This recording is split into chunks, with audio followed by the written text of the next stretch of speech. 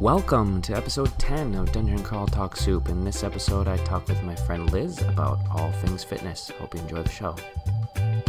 In case this is your first time watching Dungeon Crawl Talk Soup, my show is one part podcast with my friends, one part perilous permadeath gaming challenge. Mostly I chat with my friends about a topic they love, but rarely get the chance to talk about at length, but at the same time, I'm trying to get my first win at Dungeon Crawl Stone Soup. The catch is, if my character dies, the episode ends. Hope you enjoy the show. Okay, so now we're live, and that's your cue, everybody, to go nuts. Welcome to the show. This is Dungeon Crawl Talk Soup, episode 10. We made it to 10. Liz, say hi to everybody on the internet.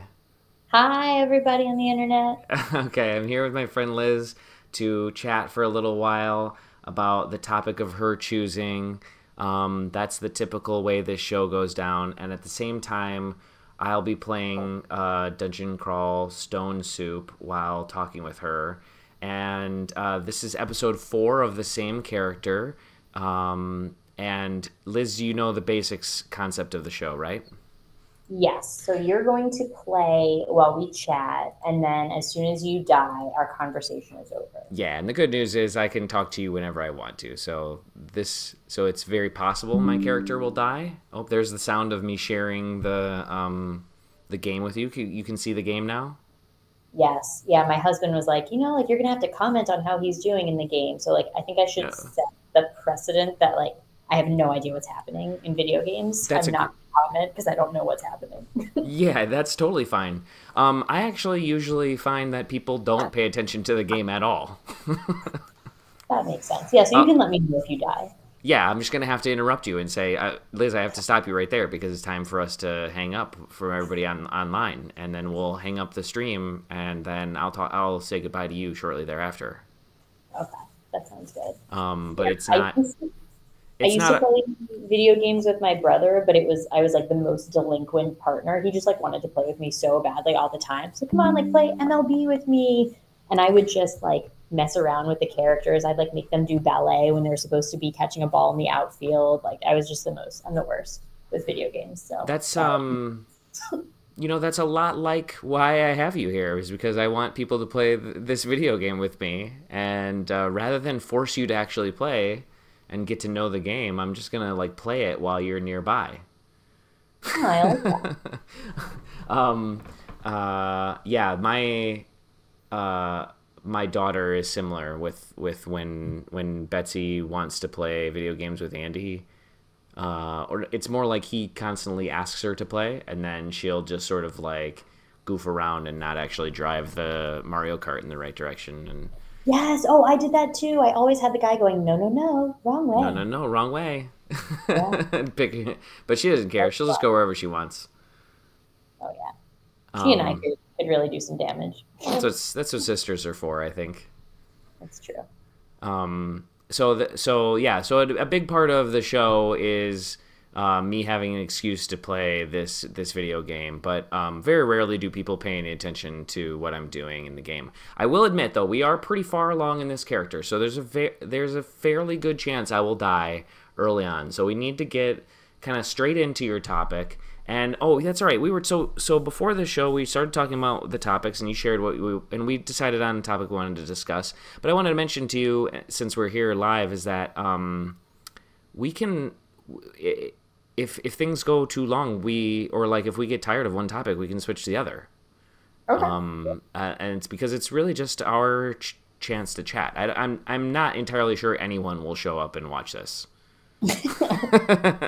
So it's really just an excuse for us to get together and chat. And now, for the most part, the show is about me getting together with people I haven't talked with in a little while to chat with them. But I talk with you fairly often, but it's still a good excuse for me to hear you rant about something, and that's what I'm excited about, is that rather than catching up on our lives, let's talk about the topic that you have been anxious to get a chance to talk about. That sounds great. So, one topic... Oh, sorry, go ahead. Do you want to introduce it? Yeah, so what I wanted to do was introduce the fact that you had brought a couple of topics to bear, and we decided we were going to talk a little bit about fitness and fitness habits. And that we have some differing perspectives, you thought, possibly? Yeah, I think think it's going to be a bit of a Venn diagram in that, like, I think we agree on some of the like main principles and stuff and enjoy some of the same things, but I think we like go at it slightly differently and may have like different goals for it. So like, I'm just kind of curious to hear about your perspective on some things and then like share sort of my perspective and some of my like pet peeves about I guess it's mostly not necessarily about like, you know, getting in shape and like how to do that. It's more like how people feel about fitness and other people's like workout routines. And I think it's a very interesting, like sort of psychological experiment to like see how people feel when you talk to them about physical fitness and exercise. Like it does say a lot about the person. I think that's interesting in and of itself that you have a bunch of different things in that topic. So I agree. I would say that one of the things that's interesting to me is that you've always been like so fit and an excellent athlete in the time I've known you. You've been an athlete basically for darn near your whole life.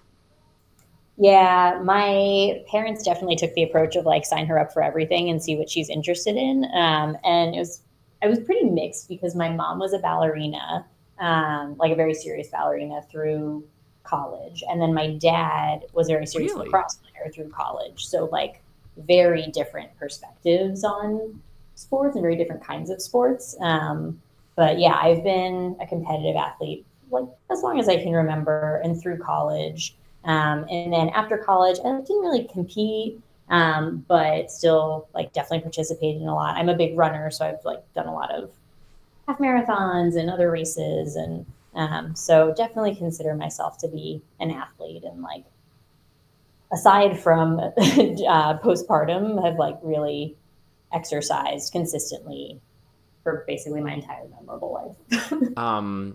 So were you running track and cross country? Yeah, so I guess my main sport up until high school was figure skating. That was really what I was mostly focused on. And I like dabbled in soccer and lacrosse, and I think I played basketball and field hockey at some point for like a hot minute. But mostly was focused on figure skating, and then ended up signing up for cross country because I had to do a sport in the fall for high school. Okay. And really like fell in love with it, and then promptly injured myself, and then coming back from it, serious about it. What type of injury? Yeah. It was pretty ridiculous. So I like started running, and I was actually pretty good at it, and so I like pushed it. And apparently, I'm not very good at like expressing pain because I ended up getting like a very severe stress fracture that like usually I guess you see like a little bit of cloudiness and like splintering on the x-ray, and mine was like, here's the break in your ankle. Oh my gosh. Oh no. Oh my God. Yeah, it was ridiculous. So this is your first year of cross country that this happened, and you hurt your ankle, but you had been figure skating for years previous to this? Yes. And I think that's also what kind of exacerbated. I actually have pretty strong ankles because of figure skating. I was going to say, that's got to be one of the most ankle intensive sports you could have had. Yeah, like I've never rolled my ankle ever in anything, which is kind of amazing. But yeah, that was pretty bad. I think that what made it worse was that I increased my distance like way too quickly because I was new to the sport and was trying to be competitive. And then on top of that, I was also skating at the time, and that boot, like against the pressure that it was already feeling, I think was really a bad idea. Right. Yeah. So I was a figure skater, sort of transitioned into cross country, and then have kept up running since then. But also because I'm old and like sitting at a desk for like most of the day, like running every day is just not an option for me anymore. So I've started doing a lot more cross training and fitness classes, and kind of trying to stay in shape and keep from getting injured, which has been going pretty well so far. Knock on wood.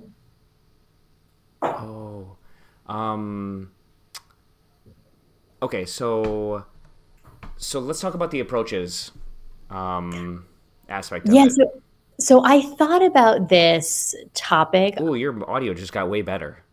Oh, good. I moved closer to my computer, so I'll just stay here. Okay, cool. Next to my computer and my wine. So I thought about this topic because I was thinking about the last time I saw you was for your birthday, Yeah, not and a very healthy event. not a healthy event. Felt pretty sick the next day in like so many ways, but worth it. But I was thinking about it because you really put a lot of effort. You and Jess put a lot of effort into like getting fit for your 40th That's and being right. the best of your life. Um, and so one of the first questions that I wanted to ask you is, okay, it's been almost a month now. Have you kept up with that? Has it like totally fallen off? Like what has happened since you reached your goal? What an excellent question. I don't think I've worked out a single time as a 40-year-old. That's what I was expecting you to say. So Yeah. this is what I meant, like when I said that we probably have different like approaches and Yeah. perspectives on it. Because like that is wild to me. Yeah. Yeah. No, I'm gonna get back on the horse literally starting tomorrow. But I took a little bit of time off in celebration, and then we had a vacation coming up, and I started to do some workouts planning for that, and then I had a single dad week for a week, and I just didn't have the mental capacity to work out in addition to that.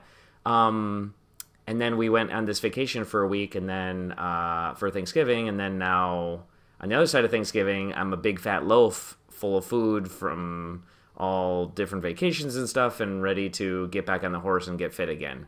But you touched on the exact point, which is that like I think that my biggest aspect of fitness has to be goal oriented, and I think that that's very different than your like basis. Yeah, totally. Like for me, fitness is like the constant all the time. It's like I guess I would describe it as my me time every day. Like it's the one thing, Oh, my like non-negotiable. I have to do this thing. I wake up an hour earlier than I need to in order to fit this into my day. And I yeah. do it in the morning to make sure that I fit it in. And like if I have stress dreams, it's like I have a dream that I've gone through the day, and then I realize all of a sudden that I won't have time for my workout, and it like makes me upset, which is totally ridiculous. But like, it's much more of a sort of constant thread, and like, I have the total opposite approach to you when it comes to vacations, and most people when it comes to vacations and things. I'm like, oh, good, like more time for me to work out, like more opportunity for me to like run in a new place. But I recognize that that's like not normal. and, But and I think I would say I that think it's it's also healthier. Like to for my approach to be about fitness being for the goal of being good looking on a vacation or being as fit as I can so I can gorge the entire vacation is obviously not the most healthy way to live life, right? Like so yours comes from a course of health. Like it's just a healthier way to do things. yeah, for me it's like physical and mental health for sure. I think sometimes that backfires in the sense that like it becomes such a necessary constant for me that like I do get stressed out if I can't work out the way that I want to, Mm, or like I should be taking days off when like I just don't, or I'm like, oh, I'll do a later day today and like that'll count. So I think there is also that downside of like because it's so constant, it's hard to really separate from it. And that actually like really struck me when I had my first child, and I literally could not move for the first like 2 weeks. Like I right. could, but I really wasn't supposed to be doing very much at all. Like even leaving the apartment and going for walks was kind of a big no. And it was COVID, and it was like the middle of winter. So like Ugh. it was not going anywhere. And I remember like feeling a little bit caged in and things like that. But I also remember thinking like, this is really relaxing. I have so much more time when I don't work out. Like I can just hang out. And it was like a very nice, like truly relaxing pseudo vacation Mm-hmm.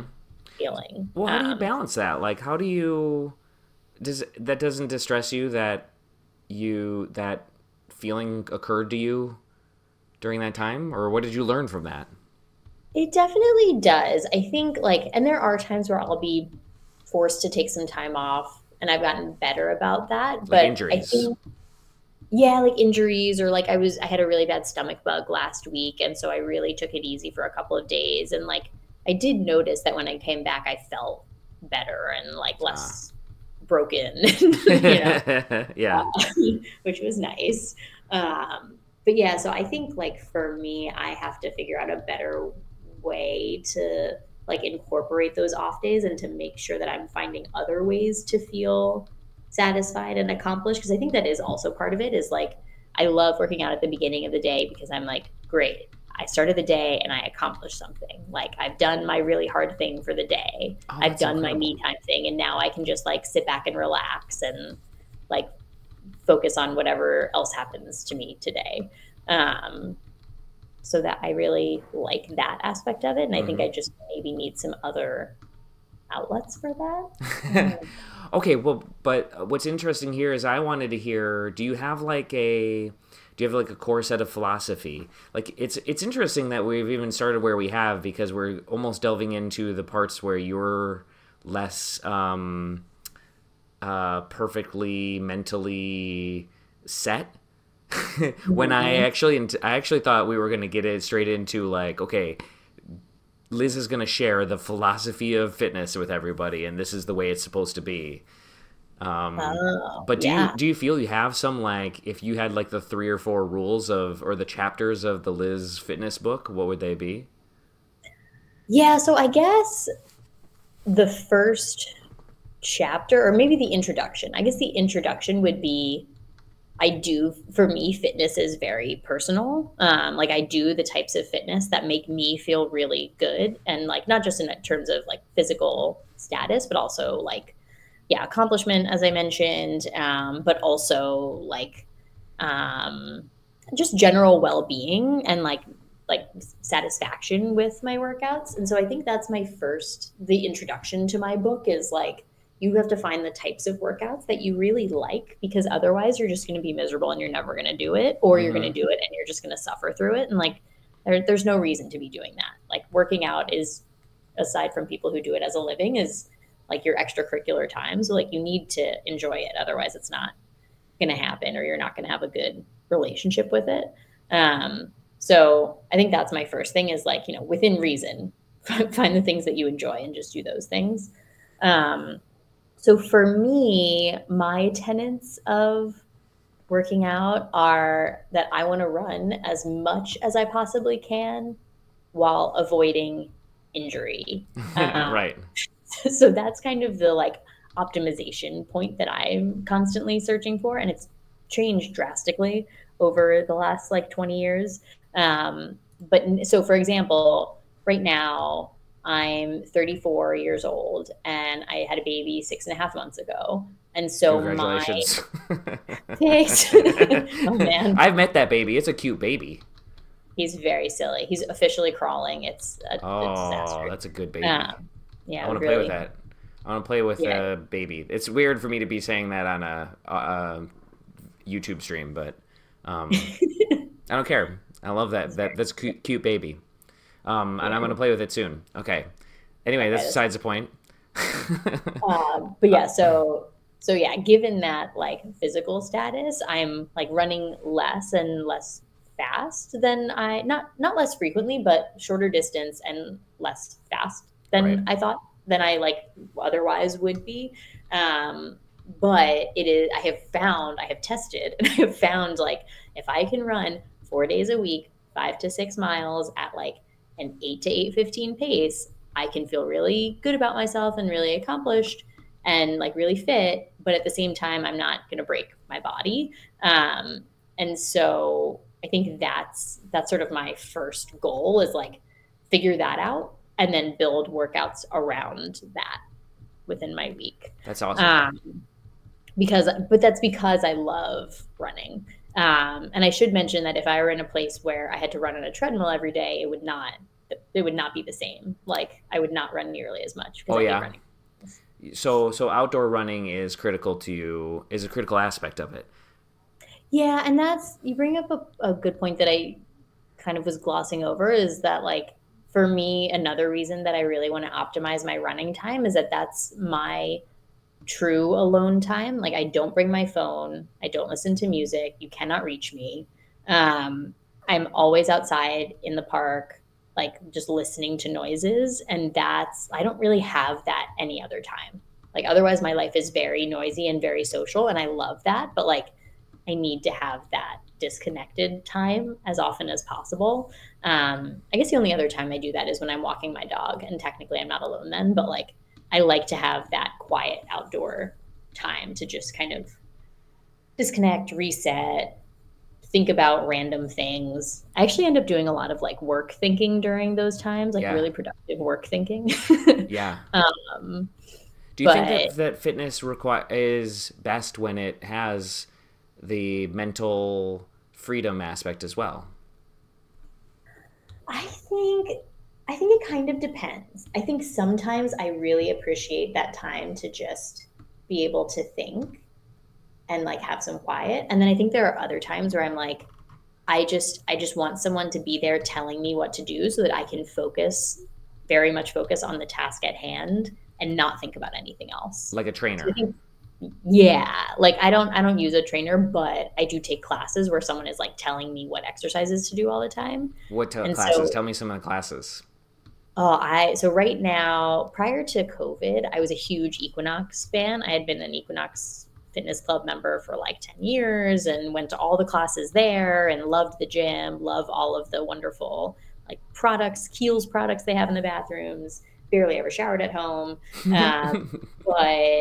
And I like could never imagine a world without Equinox, but to the point that like it actually was a blocker for me for having kids. Because it's like, oh my God, I'm not going to be able to go to Equinox classes. Oh my God. I'm not going to be able to like make the time. And it was very stressful for me to think about that. But then COVID happened and I haven't been back to a class in person since COVID.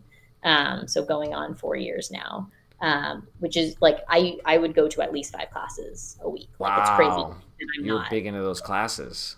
Yeah, huge fan. I went to a class once with Liz. Wait, did you take me to the bar class at MNexus? Oh, Lindsay's bar class, right? Yeah, that was. I almost died. I think you had to leave partway through. I had to leave. I had to leave partway through because I was not feeling well. And then I came back and tried to continue and basically just half-assed it the rest of the way. That was an intense experience.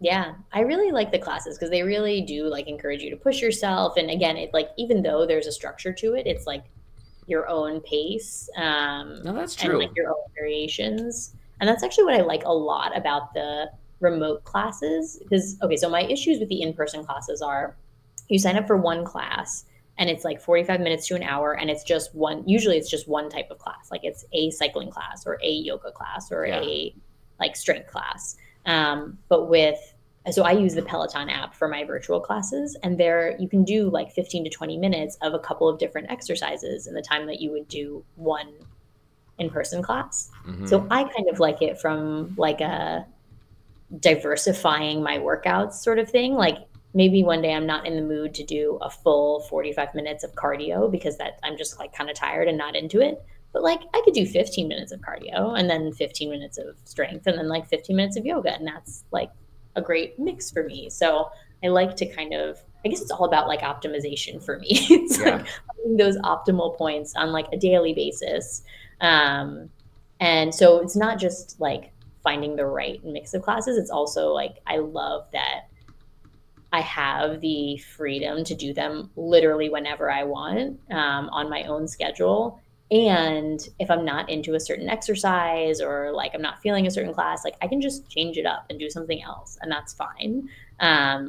So I really liked that aspect of going to virtual fitness classes. And I think like the instruction's still really good. You get to like interact with other people through the apps and stuff. I don't know. I think it's a great experience. So you found a medium halfway between that doesn't require you to be an ever-loving Equinox fan. Yeah, it's nice too because instead of paying like $250 a month, I pay like $12.99 a month. So that's far better. Yeah, it's a pretty big win for me. It's a big improvement.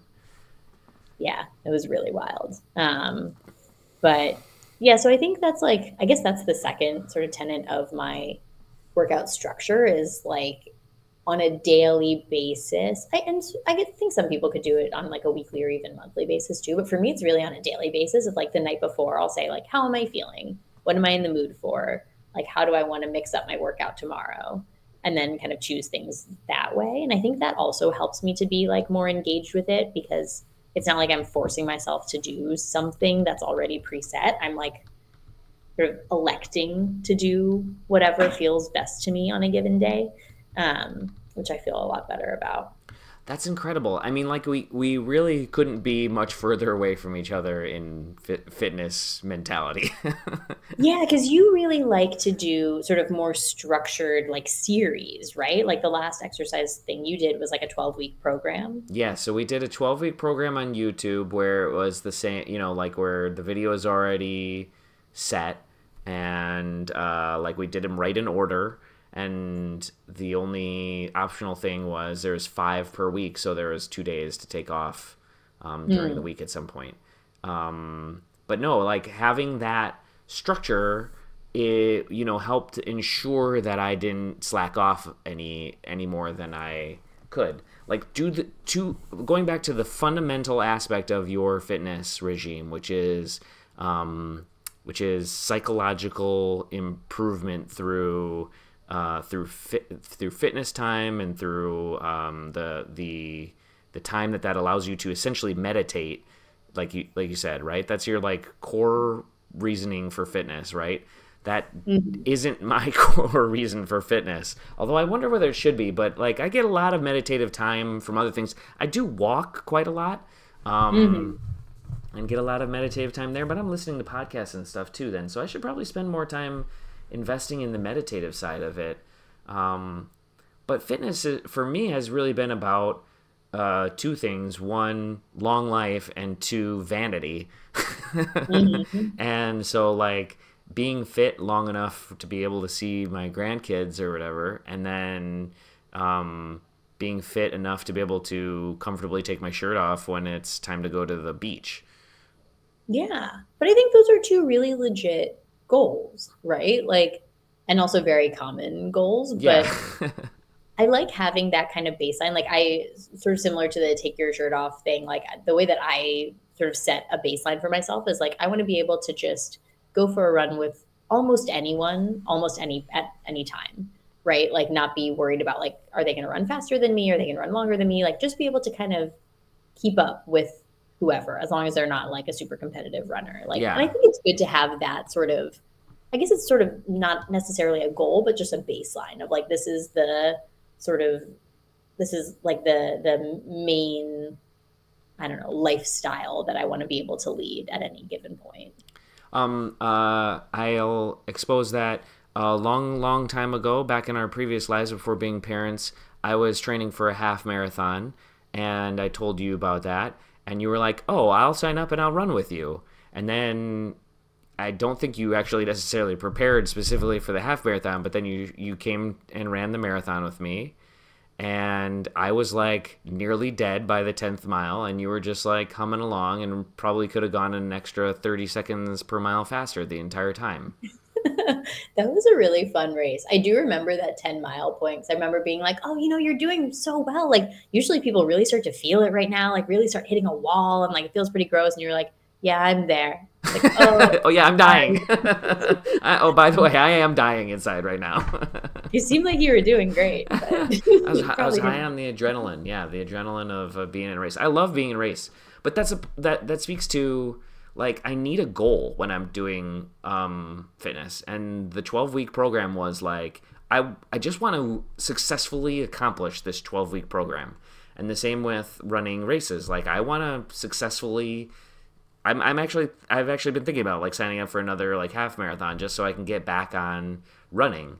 And I do love running. And it's not that I don't love the joy of running by itself, but I just find myself like struggling with like, what am I trying to accomplish here? Right. And that does like make it a little bit more exhausting if you feel like there's not a specific thing that you're working towards. It's like, oh, so now I'm just doing this forever. Like there's no in sight. But do you have goals inside of your psychology based fitness? I guess I do. I don't like, I think I have subconscious goals, I guess would be my answer to that. Like for running, I definitely have goals around like I want to run at a certain pace or I want to be able to run like this distance at any given time. Um, and you know what? I also do pay attention. I have an Apple Watch, and so I do pay attention to my health stats through the Apple Watch. Like Oh, that's good. I track all of my workouts and I never look at my workout history, but like immediately after I'll look at, how did my heart rate and like recovery go and like for running, what was my pace and how far did I go? And so some stats that I really keep an eye on are my resting heart rate, which I actually only started looking at after pregnancy because I know I've mentioned this to you before, Travis, so sorry for repeating, but I thought it was super interesting when I was pregnant, both times actually. I watched my monthly resting heart rate average just go like a steady slope uphill until I gave birth. And then it like dive bombed and then sort of leveled back out over the Yeah. next couple of months. And so between that and VO2 max, which is a measure of how like recovery, essentially, I think it's like how your body like carries blood through your bloodstream. Mm-hmm. And so it's a measure of cardiovascular fitness. And those are the two things that when I was pregnant and like obviously not in as great shape as I usually am, I could really see those declining. And then as I started building back up after giving birth, like I could see them recovering and improving. And so I like, because of that experience, I now pay attention to both of those as like measures of how physically fit I am, because like they were very clear indicators of times when I wasn't, like my body just wasn't like processing the same way. So I guess in terms of goals, I don't have like specific numbers in mind, but I want to keep those two metrics healthy or improving at all times. And Right. I do pay attention to that. Do you bake graphs and stuff? Do Or I do you what? look at the graphs in Apple Fitness? Oh, yes. Like, do you Yeah. nerd out over the graphs? Yeah. Yeah, I totally do. I look at them very regularly. I have pulled them into a Google Sheet every once in a while to like make my own versions. But I really like looking at that. And I think they do a really good job of making that data really accessible and understandable. So I very much appreciate that. So I feel like you implied that you had fitness things that you wanted to frown upon. Is that true? Yes and no. Like, so one of the things that I guess I get, maybe self-conscious is the wrong word, but I I get a little bit, yeah, self-conscious, nervous about talking about fitness with other people, because I think like especially people who know me and know how much I work out, or how consistently I work out, because I feel like people, when I talk about it, people either feel like I'm bragging about it or I'm judging them for not working out, and like nothing could really be further from the truth. Like I don't care what anyone else thinks about my workout regimen. I don't care at all about anyone else's workout regimen or how often they do or do not work out. Like it really does not matter to me. I guess like case in point is my husband never works out Oh, ever. And I never really talk to him about my workouts and throwing him like, under the bus. He's just completely thrown under the bus. He doesn't even know that that bus just hit him. I know it's true. He does walk a lot also, but like our approaches are very, very different. Sure. Um, and like, and I guess that kind of bothers me, that I think fitness, it like for a lot of people is a very like sensitive subject, and like they take it very personally, um, when someone else is talking about their fitness. Like it's, and I get that it's like hard not to sort of reflect on your own situation when someone else is talking about that, but I think it like makes it, I don't know, I think it just makes it harder for everyone when that's the perspective of like, rather than being happy for someone else or like relating to someone else, you're kind of just reflecting on your own situation. It just makes it really hard to, I don't know, to like enjoy the experience and also to bond with other people about the experience. And so I guess that's my complaint about fitness is like it can be kind of lonely unless, like, to your point, like you have someone like Jess who you're actively working out with and training with, or like you have a team who you're working out with where like you're all kind of on the same page. Like it can be like kind of isolating or even like fractious, I guess, in Okay. friendship. There's so many cool things in what you talked about there. One, I'm going to start at the end there first, is that what's interesting is you also have talked about how your fitness time is your time to be alone and to be with your thoughts and be reflective. And I think that's interesting. But then it also, if it goes too far, ends up being isolating and being very lonely. And that's an interesting challenge at the end of your rope of your first pillar of the psychological value of fitness. But I actually wanted to go back to the first thing that you were saying. Yeah, the thing that you were saying about. Oh, okay. No, I'll go backwards. So the other thing I wanted to mention was that explains why you liked going to classes too, right? Because then it's not an isolating thing, right? You're with a bunch of people doing it all together, and you're all like making it through with the coach, and the coach is there to help you, and you can all talk about the experience afterwards and stuff. I But will then, say that I am totally not one of those. I totally don't like making friends with people in workout classes. Like my best friends in my workout classes were the people who I would see on a weekly basis, and we would stand next to each other in the front row, and we would say good morning, and then we do our workouts, and then we leave. And I like didn't even know. I still remember this guy who I still see around the Upper West Side from the time to time, and like wave to. And, like, I don't know his name. I don't know anything about him, but like I have so many fond memories of my time with him. I think that's not bad. I think that's not bad. You can be a single serving friend like that, just a friend that's for the specific occasion. And we don't Yeah, have to be friends outside of this. that was nice. But I couldn't agree with you more that like you're basically what you were talking about is projection. Basically, people can't let others have a conversation about themselves without turning it back and having it be about them. Yeah, And that projection. is an incredibly frustrating thing when you're just trying to share a little bit about something that you care about. Hold on, I might have to go, Liz. I think I have a child calling out to me. And so this is one of the rare occasions when I'm not immediately having to run across the room. Okay, yeah, I have to go. I'll talk to you in a minute, Liz. Okay. Okay, I'll be right back.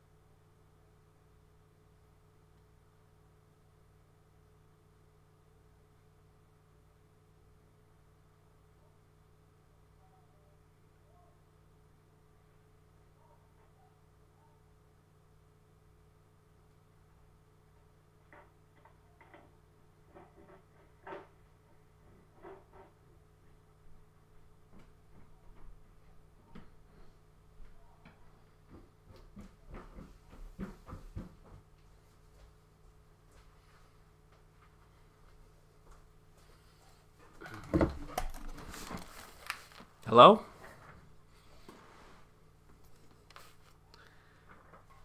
Hi, sorry, I'm still here.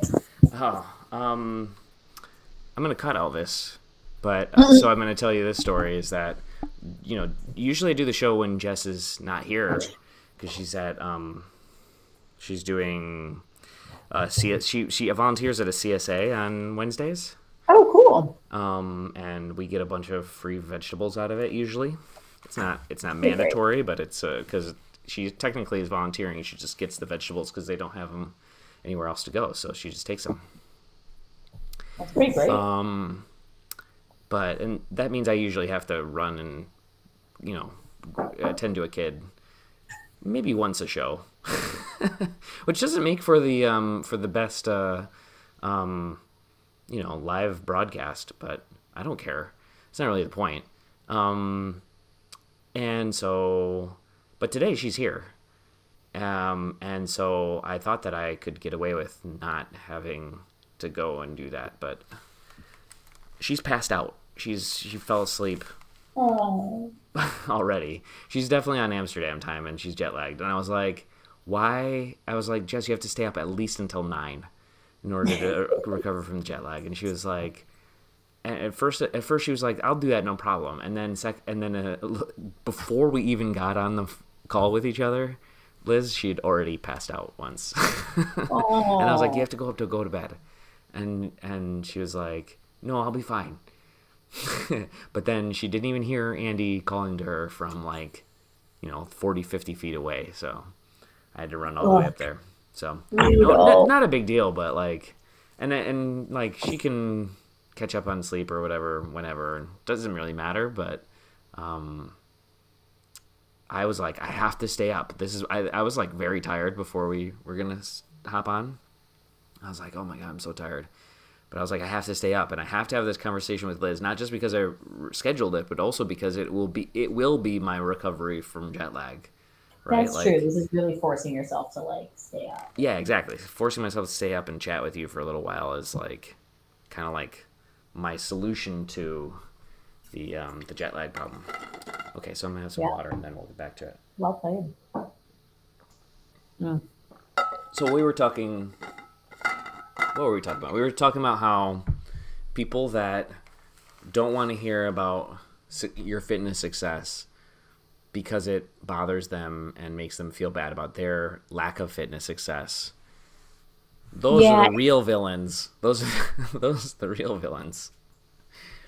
Yeah, so that actually made me think of another thing. I guess my two biggest pet peeves with the whole fitness thing is that the projection aspect of it and the self-judgment, which again, not to say that I'm totally innocent of that either, but of judging other people's. Right. But I think I try to have a more healthy perspective about it. And then the other thing that I think is a big pet peeve of mine, sort of related to the projection aspect of things, is that I think other people also project onto you oh, you don't work out and so you must have other unhealthy habits, or oh, you work out all the time, you must be a super health junkie and only be interested in health and fitness. And I get that a lot. I'll have a donut or something, people are like, oh, wow, you're eating a donut, this must be a big deal. I'm like, I eat donuts weekly. I don't know what you're talking about here. I do not eat super healthily. I'm, I drink. I think people make a lot of, based on your fitness behaviors, people make a lot of assumptions about you that I think are unfair. And so that's another sort of social aspect of fitness that I take issue with. And then do you think that there's any people that are too judgy in the other way, the people that are very fitness and are judgy of people that are not fitness oriented? Oh, totally. And I definitely know some of them. So yeah, I don't know. I really do believe that it's a personal choice, and there are other ways to feel healthy and fulfilled, and it's not just about fitness. There's just too much judgment in the entire ecosystem. Yeah, I think there's just a lot of I don't know, a lot of like stereotyping and yeah, a lot of assumptions made. And it's just, it can be like a pretty unfair Cut it out, space. people. And I just love it because you're just like, I think that your fitness journey is yours, and I bet you'd love to hear about anybody's fitness journey wherever they're at. And I've actually witnessed you having great conversations with people about their fitness journeys, specifically Yeah. me often. Yeah. Yeah, I think it's really like exciting and interesting, and I think like it's fun to see people like get motivated towards a like a goal or just get excited about like a workout. I like hearing about other workouts that people enjoy. Um, oh, I was just gonna say something. Um, Now it's escaped me. I forget. But yeah, so like along those lines, I think part of it too is that I've always been a really big team sport person, Mm-hmm. despite the fact that I do a lot of working out alone now. And I think that's sort of the mentality that I take about it is like we're all just like working out as like part of a team and like we're all here together, just like enjoying our time.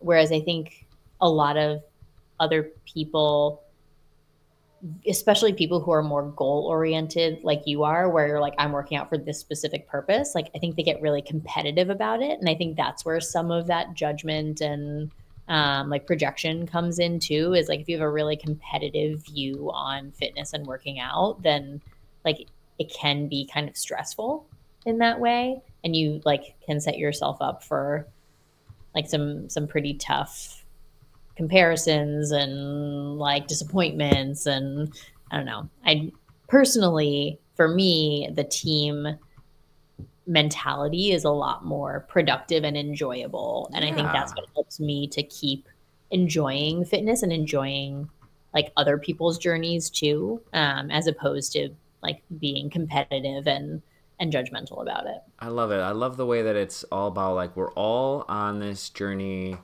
to of health together. Yeah, And we're all fighting the demons of sedentary lifestyle. right. Yeah, and I've totally like been involved in training programs and stuff with people like people on my team, or I remember like in high school I would go on these summer programs that were really fun, and like if other people were training for a fall sport, we'd like run together and work out together and stuff. I remember one time, one morning someone came up to me and was like, Liz, like I didn't do the workout this morning.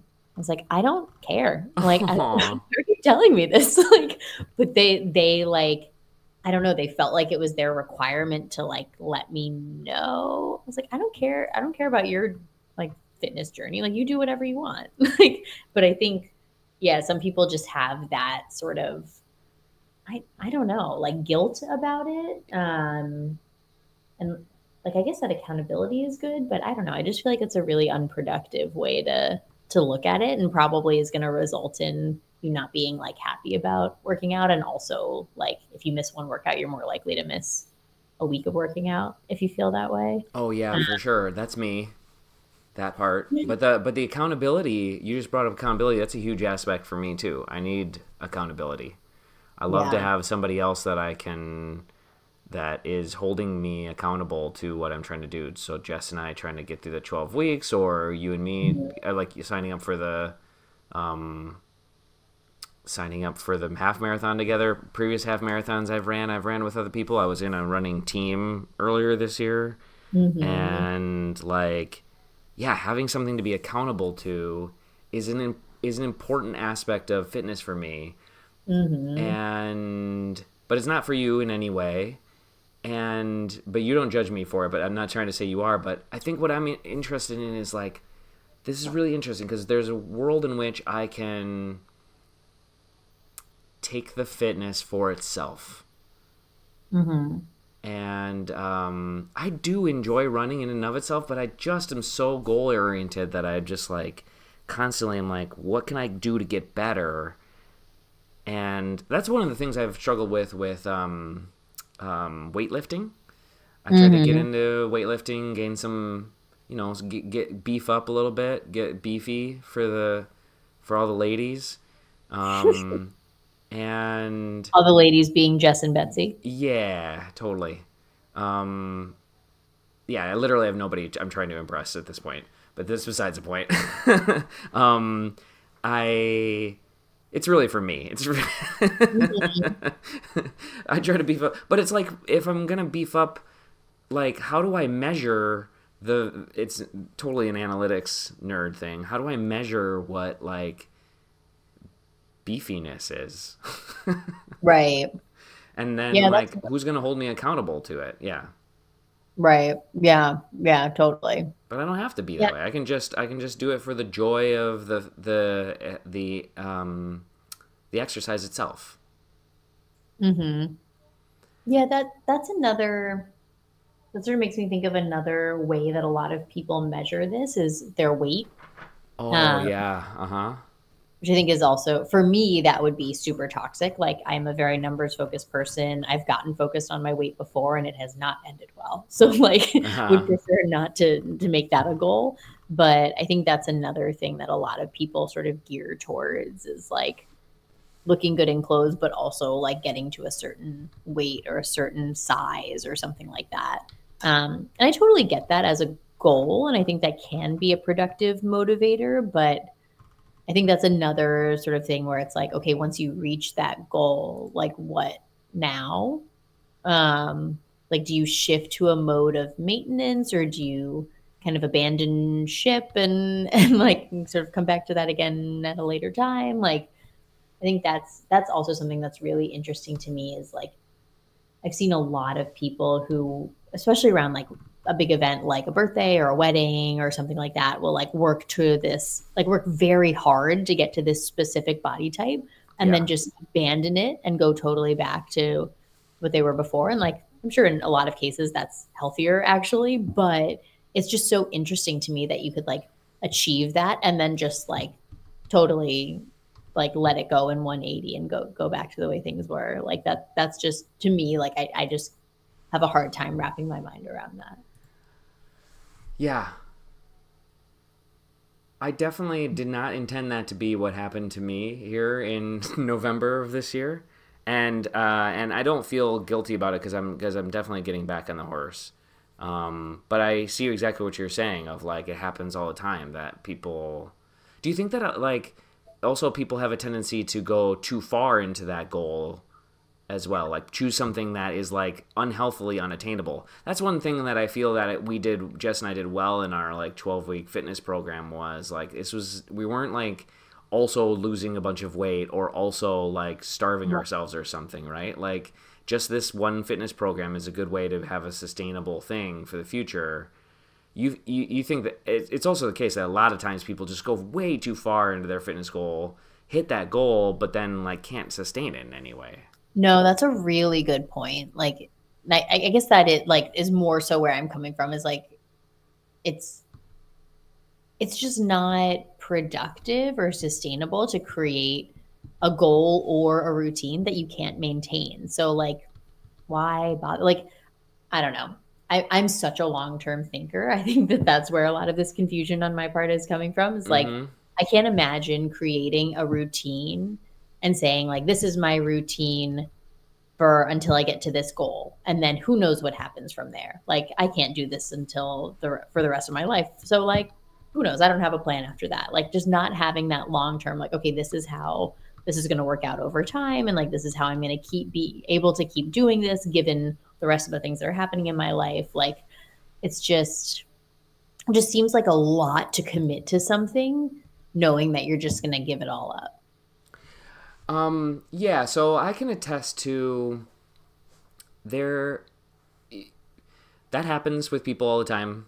And I'm not trying to get defensive necessarily, but I just wanted to think this through a little bit with you, is that I had that almost exact thing, except that I was like, I'm going to try to achieve this goal, and I'm not going to hold myself to necessarily something specific or longer after that, but I've chosen this goal because I think it's one that will lead to whatever I can set up as the next goal afterwards. So like I am exploring that right now of like, okay, we did that 12-week goal, and I didn't love this 12-week course necessarily. It was first of all, it was a very like thighs and squats focused routine, which actually now that I've read some more articles that are about how that's actually one of the, the best fitness things you can do. It's best for your long-term health is squats. Anyway, besides that point, I'm still felt to myself, I'm not sure I really want to just be going back and doing this 12-week program again. And I was kind of bored by it. So I was like, okay, what am I going to do next? But I always knew going through that program that at the end of it, like I wasn't going to completely revert, right? This was a step of a process to something else. And I'm going to do another goal-based thing afterwards. Whereas like what you're saying is true of like you're looking at it and you're like, how can you not have this like long-term goal? I'm like, I don't really have a good idea of what my long-term goal is yet, other than to be doing something, I guess. No, that's a really good point. I hadn't really thought about it from that perspective, and that totally makes sense. I like that aspect of like, I'm going to get to this point and then kind of assess what comes next. Exactly, but I'm not trying to say that's everybody. You're spot on that a lot of people have not thought past the current like project. Yeah, I think like a lot of people come into fitness the way that a lot of people come into dieting, right? Like the crash diet is kind of a big deal, and now there's so many studies and like wellness coaches and people and nutritionists coming out and saying like this is totally unsustainable and in no way healthy for you to be like doing this yo-yoing of back and forth. And so like think more about what you can sustainably commit to. Right. And that keeps you healthy. Can I ask whether you consider fitness to be diet encompassing? Yeah, it's a good question. I do, in the sense that I think when you're working out a fair amount, it's really important to pay attention to what you're eating to make sure that you have the like energy and nutrients that you need.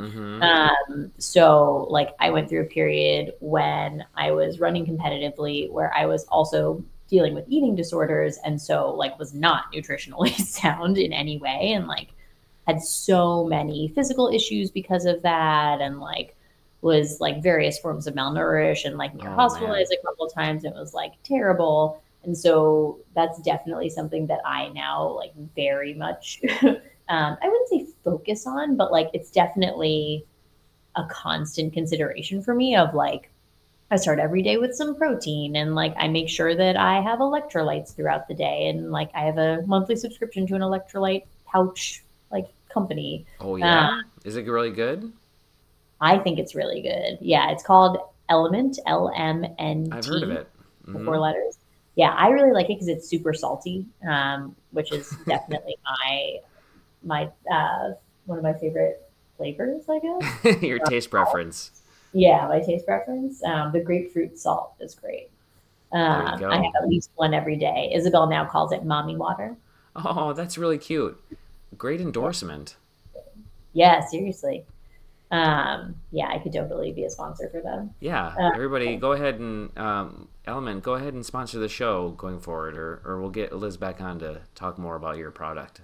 Yeah. If you don't like the super salty, then IQ also has really good ones. So highly recommend. They've made a big difference for me, like energy wise, I think.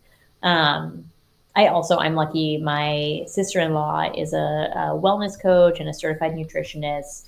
And I wouldn't say that I love everything she suggests, but she's made some really helpful suggestions. Like I'm now taking magnesium supplements, which apparently is great for like focus and like muscular recovery and like all different kinds of things. It's good for sleep too, right?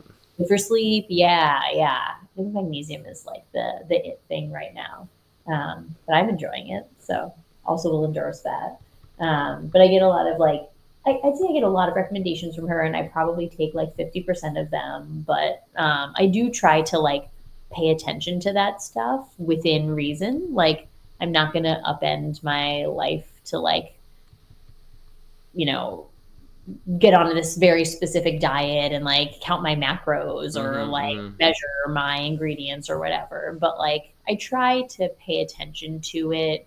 And mostly, I guess what this all comes back to on both the fitness side and the food side is like I really try to listen to my body, which I'm not great at, but I'm trying to really like pay better attention to what my body's telling me it needs and like how I should be balancing things to make sure that I'm like operating as efficiently as possible. And just trying to like distill some noise from that. So I guess that's kind of from the fitness and the diet perspective, what I try to come back to, so that I don't get too hyper focused on it.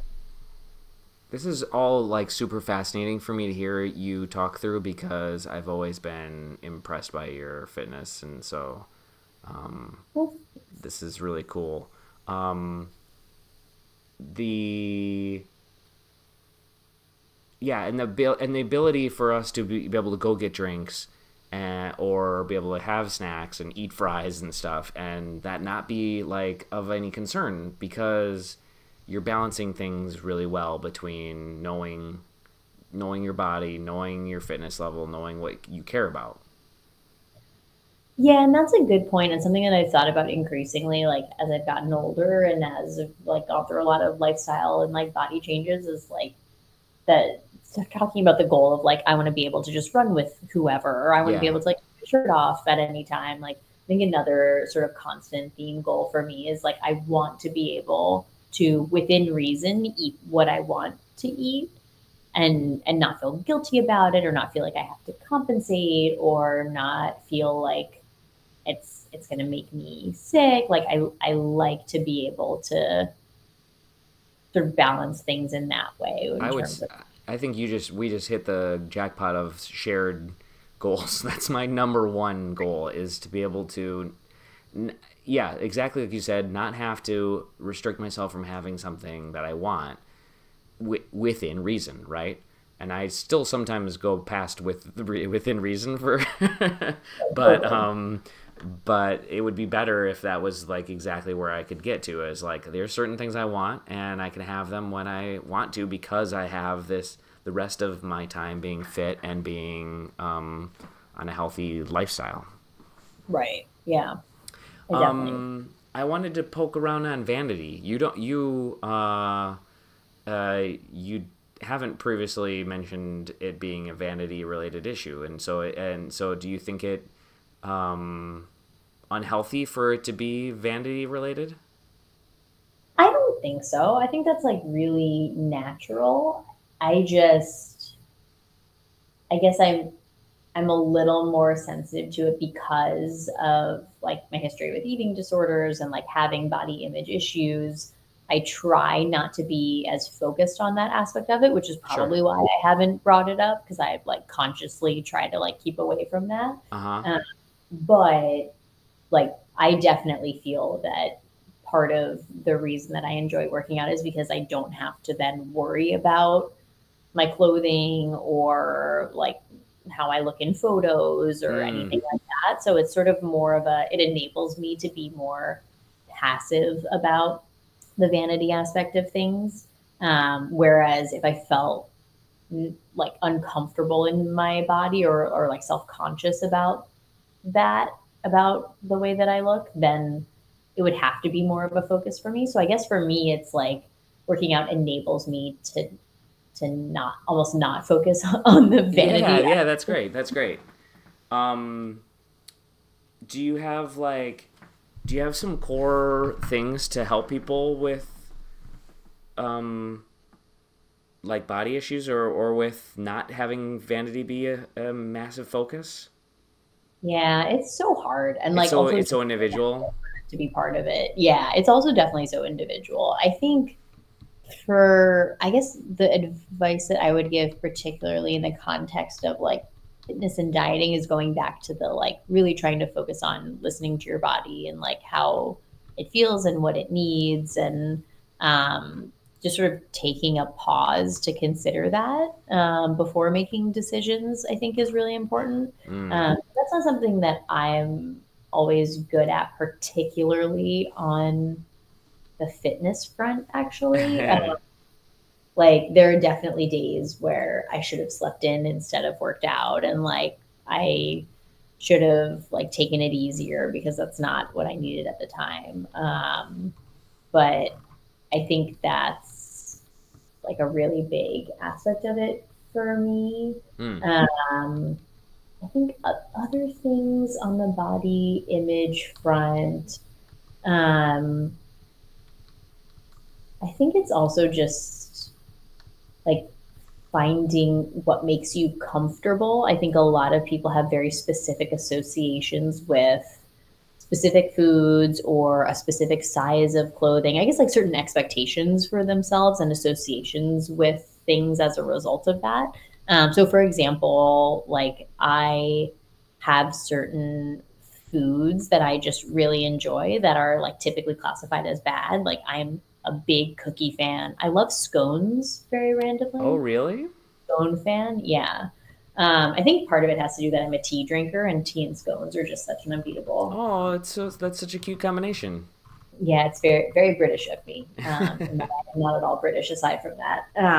But like there are things like that where they just sort of have negative connotations and associations, and I I just like over time have had to kind of whittle that down in my own mind of like this isn't a bad food, this is like just something that I enjoy, and like I can enjoy it in moderation, it doesn't have to be like a whole big deal, and just kind of like talking myself down from those battles, I guess, has been really productive for me, and just kind of normalizing some of the things that societally are like not are associated with being unhealthy or being, you know, not fit or whatever. Totally. And then just balancing that with other healthier habits. I think another thing that was super interesting for me, I keep going back to pregnancy because I just thought it was such an interesting, like, physical experiment,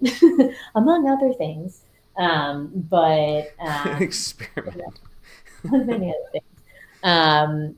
When I was pregnant, it was like everything I read was like half your plate should be vegetables, eat a ton of vegetables, eat vegetables all day. Yeah. And when I did that, I realized that I actually really enjoy vegetables. And I hadn't been eating enough vegetables to make me like feel happy and feel satisfied with that. And I just never would have known that. And so now I eat way more vegetables than I used to because I really enjoy them. And like that exposure was really helpful for me. So I also try to like play around with things a little bit more now.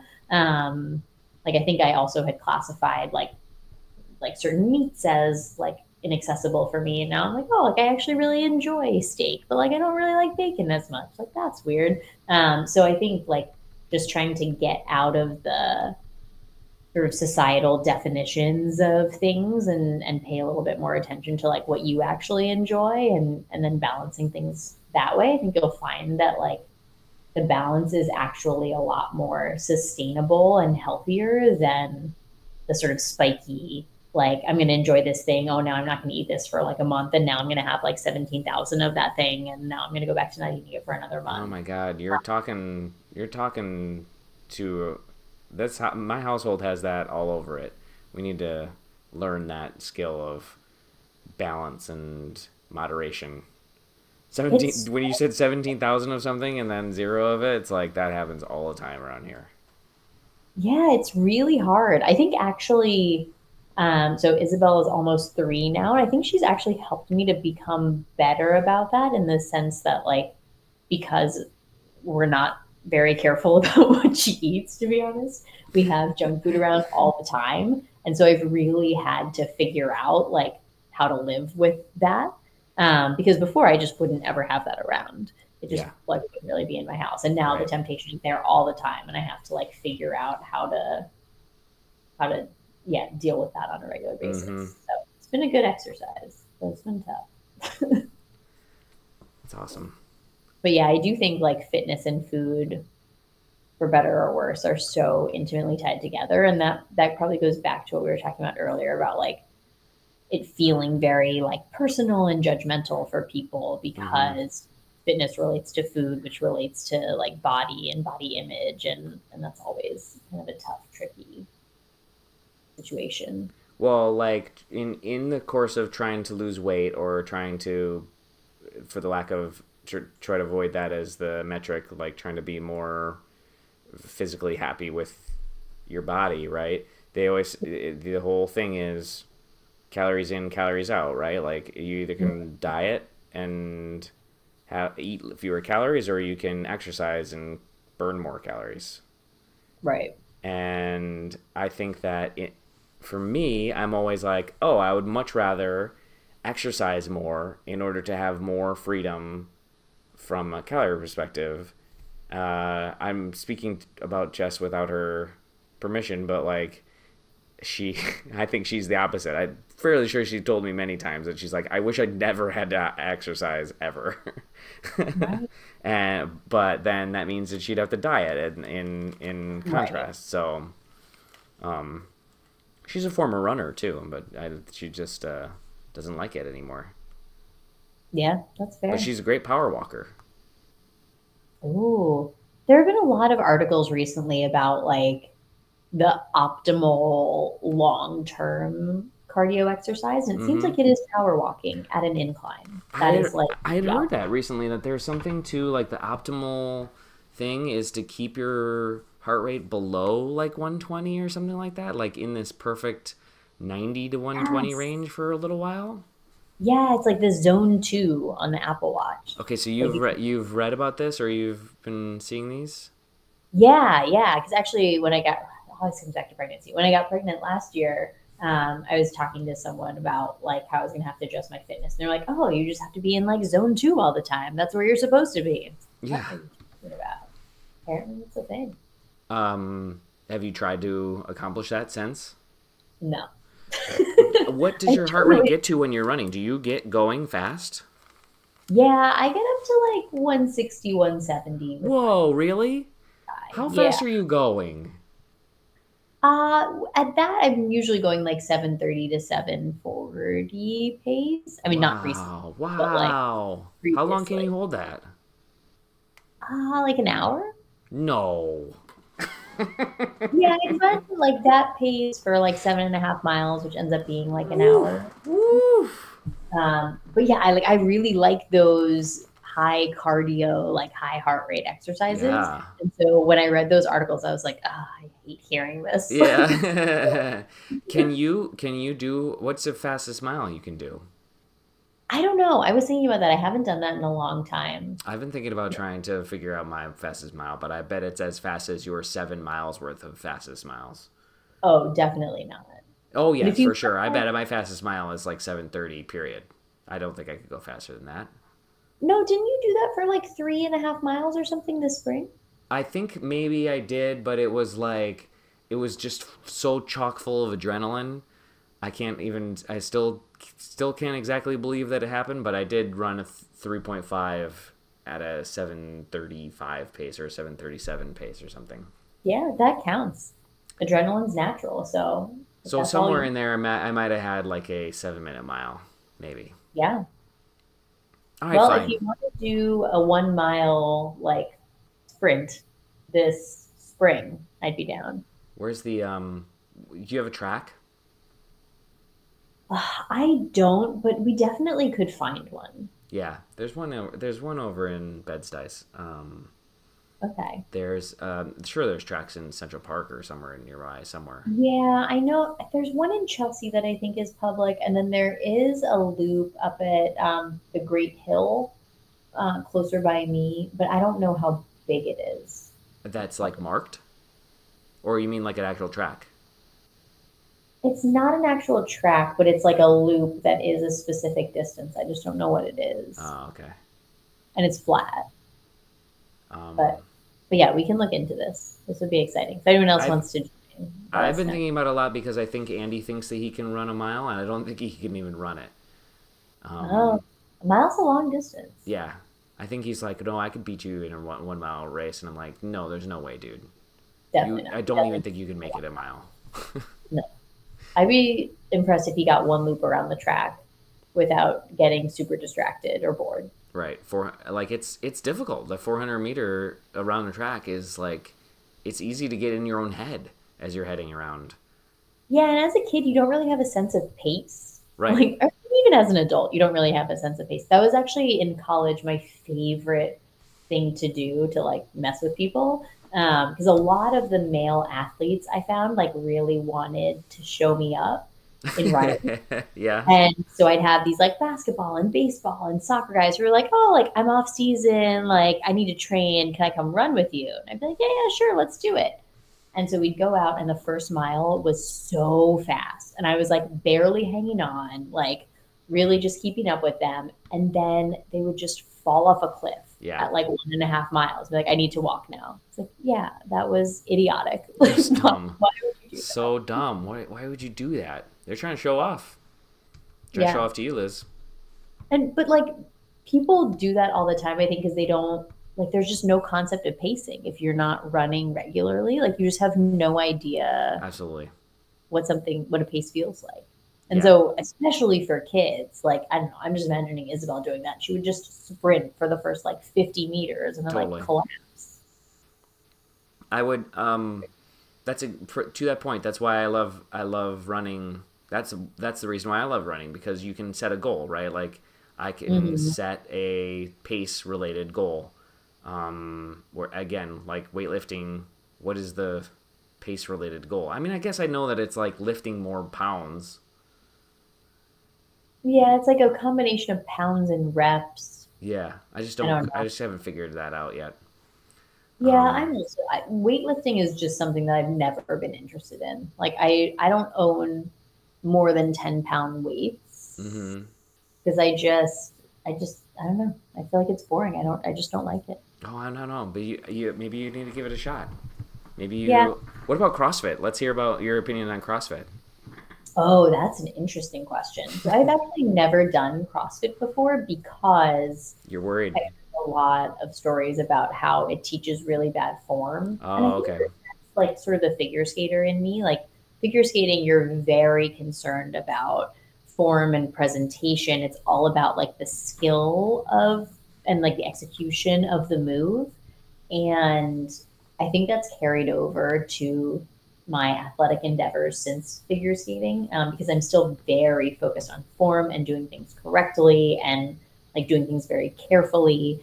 And it seems like CrossFit is just really very much not that, unless you're like a very fit and like aware person. But I think it's very easy to kind of get yourself in a tricky injury-prone situation there. I've heard that as well. I thought you were going to say that you were worried you were going to get too addicted to it. Oh, and then you'll become a CrossFit girl. That is also a real possibility. I think that's especially a real possibility if I went to the right gym with people who were like very similar to me. I'm very much about that like community vibe. Like that's really what would suck me into it. What about Orange Theory? That's another one that I've actually never done, but have heard really good things about. Same thing with Barry's Boot Camp. Never done Barry's Boot Camp. So you try those? I would totally try them. I would be excited to try them. If you're ever interested, I'm totally into it. I don't want to do the boot camp, but I would try Orange Theory. Okay. What Orange Theory, does that have a treadmill aspect to it too? Because that's one of the big things with Barry's with me is I'm like, I don't really want to spend that much time on a treadmill. Like, I don't know. I thought it was rowing mostly. That's what I thought too for Orange Theory. But I know that they have the graphs up on the big screens in the front lobby of people, and that's why I'm interested in Orange Theory. Oh, so this is another sort of interesting element of group fitness to me. I've mostly participated in it through cycling because like when you go to a spin class, your bike just like tracks all of your stats, and then you can go to classes that are like comparing you to other people. And I find those so interesting because I do definitely find myself comparing myself to other people and trying to like get higher up on the leaderboard and do better. But I think like that feels kind of toxic to me. Like it feels kind of stressful to me. I think you can treat it differently than that. I know that Yeah. it can be for some people about getting up the leaderboard and like fighting for it, but it can also be about, camaraderie towards PRs, towards personal Mhm. bests. Like, right? Like, oh, dude, you're doing great. You're on your way. Like, I saw you last week. You were at a 15 and now you're at a 14. Like, let's go. Yeah, that's true. That can be real. I'm not saying it always is, and I'm sure there are some people that are being incredibly toxic in that environment, but you Yeah. could be the you could be the vision for non-toxic participation. No, that I like that perspective. And I think a Um, lot of places have tried to fight that too, of like trying to do partner activities and trying to do teams, which is kind of interesting. I don't know how oh, effective. teams. That sounds fun. Yeah. And then there's like people that do team like work pound loss or something like that. Oh, yeah. Mm-hmm. And what else? Doing a charity run. Yeah. And there are like the steps challenges too. Yes. Mm-hmm. Those, see, you can get a lot of camaraderie out of this sort of stuff. Yeah, it's true. It's true. Um, Boot camps is not for me though so much. But you'd be interested in trying Barry's boot camp. I mean, I would try it. I don't foresee myself loving it. Um, I don't know. It's part of it is the treadmill aspect to it. Part of it is it feels a little rah rah. Like I don't know.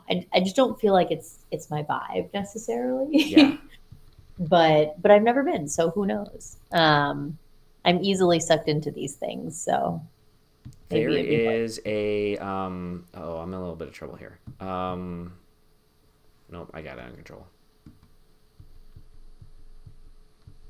There is a fitness class place uh, in the Lower East Side called Kanbad, I think.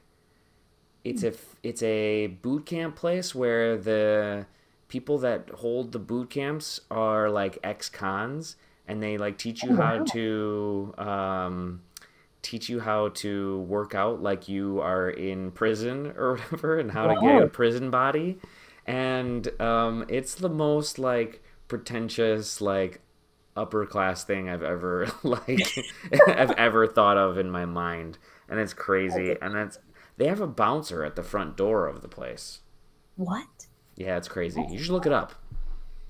So you have actually, I'm now going to tell you a story about one of my biggest insecurities and recurring nightmares that you have like sparked from that. Going to Uh, jail? no, I think that's probably pretty out of scope for me. But never say never. No, my one of my biggest insecurities and recurring nightmares is that I get in a fight with someone. I'm trying to defend myself. I'm trying to defend like a friend or someone I know, and I go to punch someone, and it just doesn't hurt them at all. Like does not. It's I've had so many dreams about this. I'm like so concerned about it. I've never actually been in a true physical fight, so I don't know if it's valid or not. Right. But like it's a huge concern of mine that if I were to be engaged in a fight, I would not be able to defend myself. Oh, have you been to like kickboxing or boxing class? I've definitely done kickboxing, and I've been to boxing classes where you wear like boxing gloves. And during COVID, when we just had a ton of free time on our hands, and I had no kids, and I was like living in New Jersey with my brother and his now wife and my husband. We just like basically were living in a frat house. We used to do regular boxing, like Krav Maga lessons with my brother. Oh, he's in the Krav Maga. He was really into it, and so he like would train Lexi and I a couple days a week. It was hilarious, actually. He turned the garage into, he called it Ludus. It was his like big like self-made gym with like boxing bag, like punching bag, and TRX, and like it was a whole setup. He went to Home Depot multiple times to like get this all situated. It was really hilarious, and we still make fun of him for it. But it was great because we actually like sort of learned how to punch and kick, and was like, okay, like that was probably the peak for me, where I was like, maybe if someone like invaded our home, I could get rid of them. But I don't know. I feel like especially when it comes to like my arm strength and punching ability, I feel like I have some serious vanity muscles. Everywhere else in my body is like pretty functionally strong, but I feel like my arms are my weak point in terms of being able to actually like use them for real things. Right. That's how I feel too. So if it's any consolation, I also think that I would throw a punch and it would mean nothing to the person. Yeah, it's very concerning. Probably should just give him a swift kick in the balls. Yeah, that's true. Gotta keep priorities straight. Well, I also think about it in the context, and this is actually like embarrassingly maybe like 5 to 10% of the reason that I want to be in good shape is like if the zombie apocalypse happens, I want to be able to survive in the wilderness on my own. And I think a good part of that is like being physically fit. So I guess it sort of goes back to like, I want to be able to like function in any situation. Like if something really bad were to happen, I kind of want to feel good about my physical fitness and my ability to like walk for miles or outrun someone or like defend myself to a reasonable extent. Like that's not a non-goal of mine. Yeah, that's some important mommings that you're doing there. That's true, especially now that I have small children to defend. I'm like, oh, I really got to like represent here. Hopefully I'll never get in a kid-related fight, but like, God, I hope not. Yeah, that seems bad. Oh my goodness. I'm doing pretty well at this video game, Liz. So what does it mean when the weapons show up? Oh, it means somebody dropped it and I could pick it up and So you've killed that person and now you're picking up weapons. Yeah, I could, but I don't need any of this junk. If you carry it around, does it slow you down? No, but I already have a full pack of stuff, so I'm only allowed to hold 52 things. And so I'm already carrying all the stuff I could possibly want. I have a lot of things to throw at people. That's all this section. This is all my different types of armor. This is all the different types of jewelry that I'm wearing.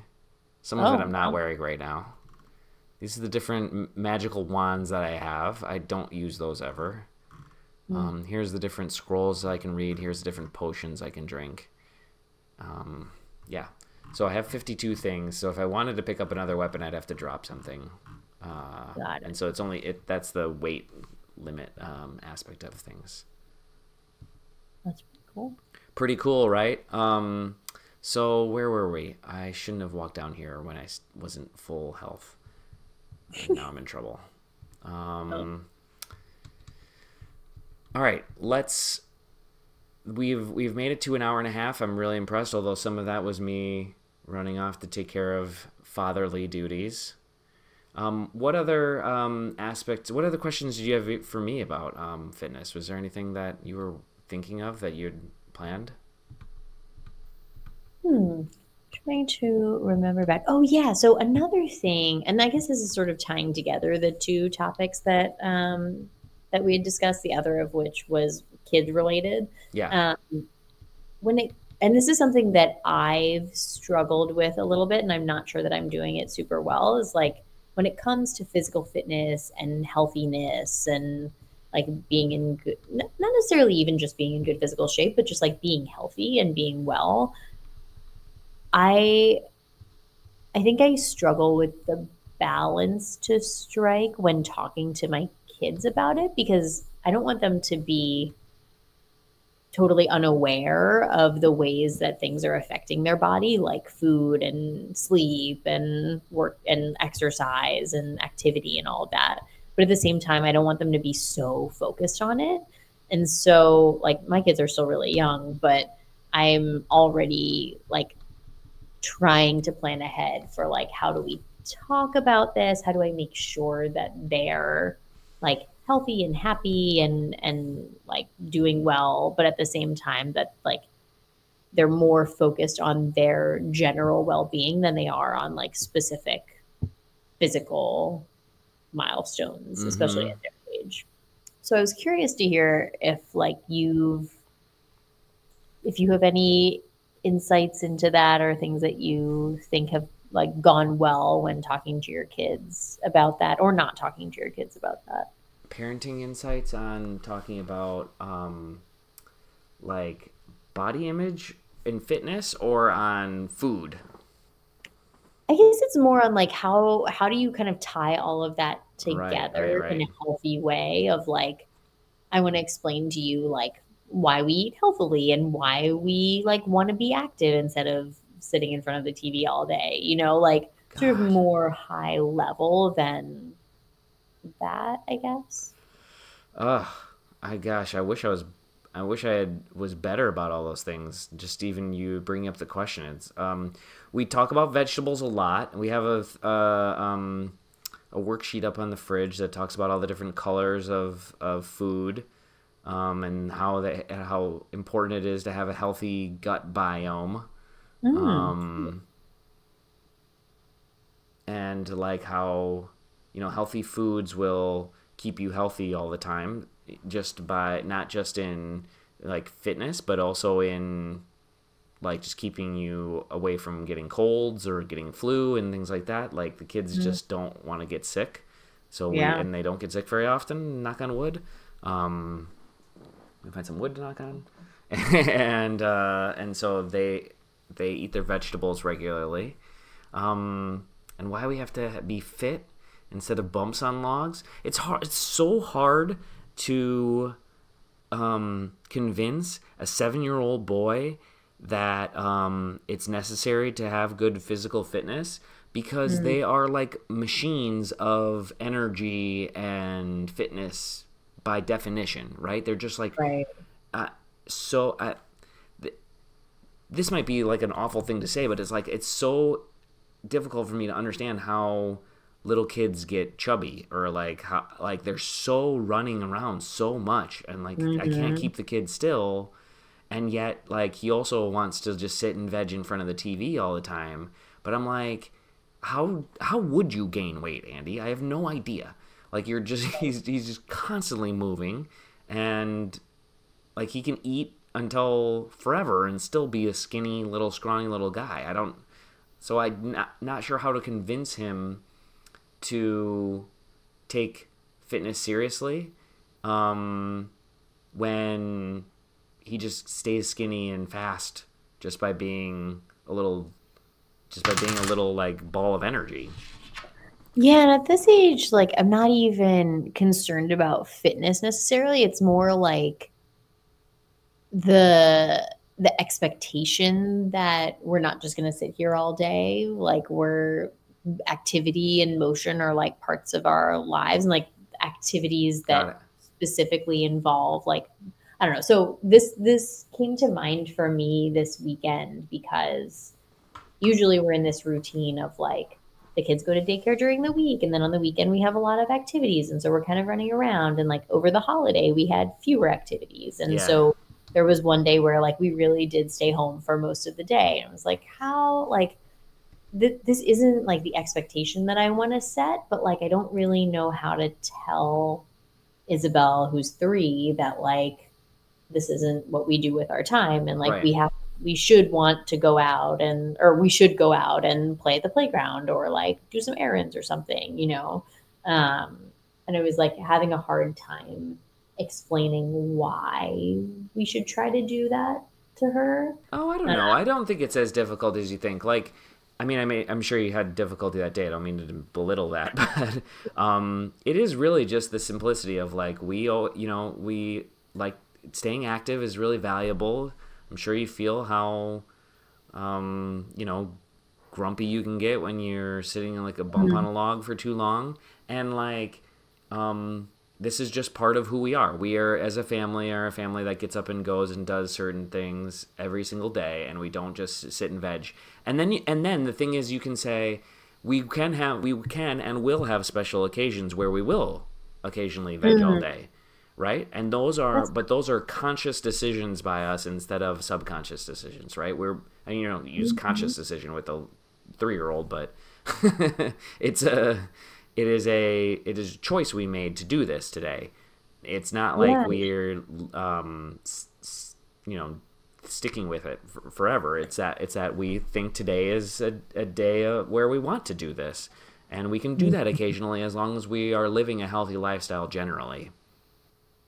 Yeah, I really like that. And like that also relates back to what I was talking about earlier of like I sometimes have a hard time of resting or like taking a day. Like I kind of like the idea of we together as a family are going to commit certain days to just relaxing, and then otherwise we're going to be pretty active and like make sure that we go out and do things and like run around. So I feel like that's kind of killing a couple of birds with one stone, and sort of getting us all on the same page, which I really like. We've gotten to the point. So here's a really interesting milestone in this video game. We've gotten to the furthest I've been in the game. Wow. During the show, to the point where I'm not exactly sure where to go next. I had to go look up where I think I should be going next in the game. So, yeah, I'm gonna go to this Orcish Mines one. And so the guy's just going to wander his way over there. But I think that's a good place for us to wrap up. Do you, ooh, there's some scary dudes down here. So next show, I'll be fighting against some orcs and some ogres in the Orcish Mines. And we'll see how we do then. But things are coming along nicely for the Minotaur here. And I think that I feel like there's things I'm going to try in my fitness that you've helped enlighten me about, and I really appreciate that. Yeah, same here. Thank you for letting me talk about this, and also for like expanding the ways that I think about this.